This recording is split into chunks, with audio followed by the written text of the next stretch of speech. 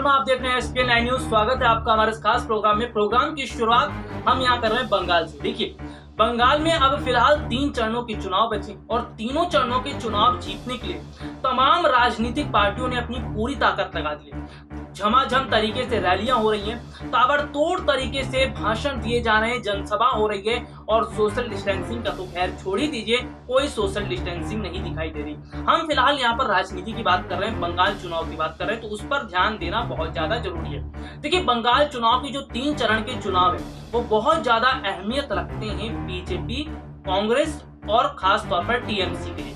अगर बात की जाए तो टीएमसी को जो 3 चरणों के चुनाव है उसमें बहुत अच्छे फायदा देखने को मिलता नजर आ रहा है, क्योंकि ये बात हम इसलिए बोल रहे हैं क्योंकि एक रिपोर्ट सामने आई।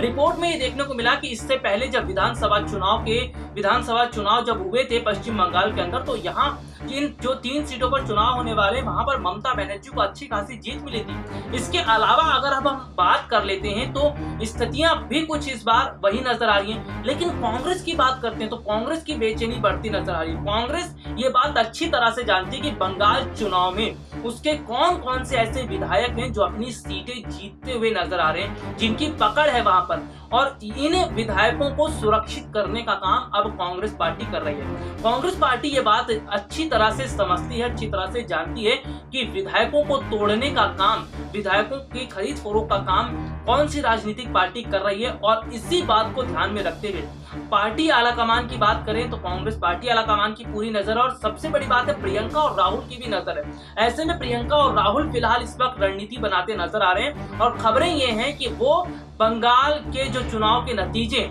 आने वाले 2 मई को जब आएंगे उससे पहले ही वो अपने उन विधायकों को सुरक्षित स्थान पर पहुंचा सकते हैं। क्योंकि अगर मैं बात करूं तो जिस तरह से स्थितियां बंगाल के अंदर देखने को मिल रही है, वहां पर कांग्रेस को अच्छी सीटें मिलती हुई नजर आ रही है। तो यानी कि जब ये 3 चरणों के चुनाव हो जाएंगे उसके बाद कांग्रेस पार्टी बड़ा कदम उठाते हुए अपने उन विधायकों को सुरक्षित स्थान पर पहुंचा देगी। ऐसे में अगर ये कदम कांग्रेस पार्टी उठाती है तो यहाँ पर देखना ये भी होगा कि बीजेपी की मुश्किलें बढ़ सकती है। और मैं बात करूं तो बीजेपी और टीएमसी दोनों की टक्कर बंगाल में चल रही है। फिलहाल ये कह पाना इतना आसान नहीं होगा बंगाल चुनाव में जीत किस राजनीतिक पार्टी की होगी, लेकिन हाँ, ये जरूर कहा जा सकता है कि बंगाल चुनाव में जो कांग्रेस के विधायक है उन पर पूरी नजर पार्टी आलाकमान की। चलिए एक रिपोर्ट आपको दिखाएंगे जिसमें हम आपको बताते हैं कि किस तरह से कांग्रेस पार्टी अपने विधायकों को लेकर बड़ा कदम उठाने वाली है। बंगाल में अभी 3 चरण के चुनाव बाकी हैं और अगर बात की जाए असम, केरल और बाकी अन्य जगहों पर विधानसभा के चुनाव संपन्न हो चुके हैं। ऐसे में सभी राजनीतिक पार्टी की नज़र 2 मई पे है, क्योंकि 2 मई को ही नतीजे घोषित होंगे।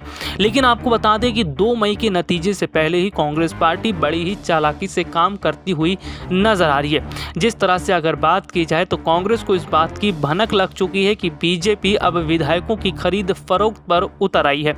जी हाँ, चुनाव जीतने के लिए बीजेपी बहुत सारे राजनीतिक पार्टी के विधायकों को अपनी तरफ करना चाहती है ताकि वो सत्ता हासिल कर सके।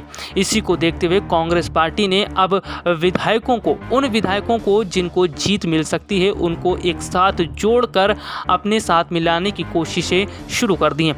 आपको बता दें कि बंगाल में जिस तरह से देखने को मिला था कि कांग्रेस ने उन विधायकों को अपने साथ बुला लिया जो विधायक अपनी सीट से चुनाव जीत सकते हैं। इसके साथ ही साथ असम और केरल में भी उन विधायकों पर पूरी नज़र बनाई गई है जिन विधायकों को बड़ी जीत मिल सकती है। कांग्रेस ये बात जानती है कि बीजेपी चुनाव जीतने के लिए जिस तरह से साम दाम दंडभेद का हर तरीका अपना रही है उसके लिए ये चुनाव कितना ज़्यादा महत्वपूर्ण है। लेकिन कांग्रेस की तरफ से भी पूरी नज़र बनाई गई है और कांग्रेस ने भी अब फैसला किया है कि जब तक नतीजे नहीं आएंगे तब तक वो अपने विधायकों को सुरक्षित स्थान पर ही रखेगी।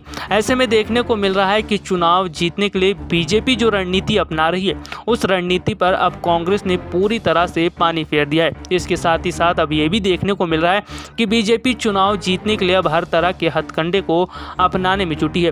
वैसे हम अपने दर्शकों को बता दें, बीते कुछ समय पहले मध्य प्रदेश में ही बीजेपी के एक दिग्गज नेता ने यह कहा था कि बीजेपी अब मिनी कांग्रेस बनती जा रही है, क्योंकि अब बीजेपी कांग्रेस की राह पर चलती हुई दिखाई दे रही है। जिस तरह से बीजेपी ने भी अब चुनाव जीतने के लिए साम दाम दंडभेद का हर तरीका अपना लिया है, इससे साफ पता चलता है कि बीजेपी की रणनीतियां क्या हैं और वो सत्ता पाने के लिए किस हद तक जा सकती है। तो देखा आपने हमारी खास रिपोर्ट जिसमें हमने आपको बताया कि किस तरह से कांग्रेस पार्टी अपने विधायकों को संरक्षित करती नजर आ रही है। देखिए, किसी भी राजनीतिक पार्टी की अगर हम बात करते तो वो सबसे पहले अपने विधायकों को सुरक्षित स्थानों पर पहुंचाने का काम करती है, क्योंकि उन राजनीतिक पार्टियों को इस बात की भनक लग जाती है कि उनके विधायकों को खरीदा जा सकता है, उनके विधायकों को अपनी तरफ किया जा सकता है, और कई बार इस तरह की स्थितियां बनती हुई नजर भी आई है। ऐसे में कांग्रेस पार्टी बिल्कुल नहीं चाहेगी कि उनके विधायकों को अपनी तरफ कोई भी राजनीतिक पार्टी कर ले। और जिस तरह से कांग्रेस पार्टी की स्थिति खराब चल रही है, जिस तरह से कांग्रेस पार्टी की स्थिति फिलहाल कहा जाए तो पूरी तरह से अस्त व्यस्त पड़ी है, तो ऐसे में कांग्रेस से भूल नहीं करेगी। कांग्रेस के लिए बहुत सारे चुनाव हैं, वो बहुत मायने रखते हैं। मैं आपको ये भी बता देता हूँ कि आखिरकार कौन कौन से जो चुनाव है वो कांग्रेस पार्टी के लिए बहुत ज्यादा अहमियत रखते हैं। चलिए बात कर लेते हैं सबसे पहले राजस्थान की। राजस्थान में 3 सीटों पर उपचुनाव हुए और इन उपचुनाव के नतीजे कुछ समय बाद आएंगे, और ये चुनाव कांग्रेस पार्टी के लिए बहुत ज्यादा अहमियत रखते हैं, क्योंकि कांग्रेस की सरकार राजस्थान में। मध्य प्रदेश चलते हैं। फिलहाल मध्य प्रदेश में शिवराज सिंह चौहान की सरकार है, लेकिन यहाँ पर भी खबरें कुछ इस तरह की सामने आई कि कांग्रेस ने जिन प्रत्याशियों को खड़ा किया वो बीजेपी पर भारी पड़ते नजर आ रहे। तो ऐसे में यहाँ पर भी कांग्रेस के जीतने की संभावना ज्यादा बनती नजर आ रही है। यानी राजस्थान और मध्य प्रदेश की स्थिति मैंने आपको बताई। चलिए अब बात कर लेते हैं पश्चिम बंगाल में। खैर, पश्चिम बंगाल में तो कांग्रेस की जीतने की कोई उम्मीद नहीं है, क्योंकि वहां पर टक्कर और जो मुकाबला है वो सीधा सीधा बीजेपी और टीएमसी के बीच में।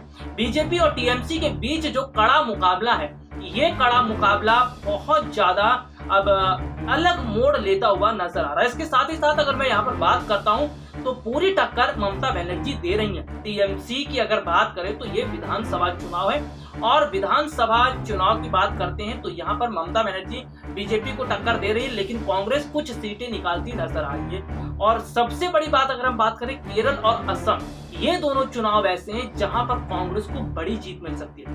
दरअसल असम और केरल में राहुल और प्रियंका उतरे, जमीनी स्तर पर इन्होंने लोगों के साथ मुलाकात की, और जमीनी स्तर पर उतरकर जिस तरह से लोगों के साथ ये मुलाकात करते नजर आए, इसका बहुत बड़ा फायदा अब कांग्रेस को मिलता हुआ नजर आ रहा है। यानी कि अगर देखा जाए तो जमीनी स्तर के मुद्दों को उठाना राहुल और प्रियंका दोनों के लिए बेहतर साबित होता हुआ नजर आ रहा है। केरल की खास तौर पर बात करें तो केरल के वायनाड से सांसद राहुल गांधी, जिन्होंने प्रचार प्रसार का एक अलग तरीका अपनाया। एक तस्वीरें भी लगातार सामने आई जिसमें देखने को मिला कभी वो ऑटो पर बैठकर प्रचार प्रसार कर रहे थे, तो कभी वो लोगों से मिलते जुलते नजर आ रहे थे। तो प्रचार प्रसार का तरीका भी राहुल और प्रियंका का बदला है। तो ऐसे में ये सारी चीजें हैं जो कांग्रेस पार्टी में बदलाव तो हुई है, और इसका कांग्रेस पार्टी को बहुत बड़ा फायदा मिल सकता है। खैर, 2 मई को नतीजे आने वाले हैं, और ये नतीजे बहुत ज्यादा अहमियत रखते हैं बहुत सारी राजनीतिक पार्टियों के लिए, क्योंकि इन राजनीतिक पार्टियों की पूरी साख